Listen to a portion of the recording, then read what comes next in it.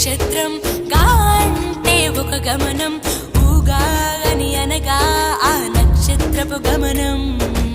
ఊగాది అనగా నక్షత్ర గమనాన్ని లెక్క కట్టడం ప్రారంభించిన రోజు అని అర్థం. తెలుగు జాతికిది శ్రీకారం, ఇదే కొత్త మన సంవత్సరం.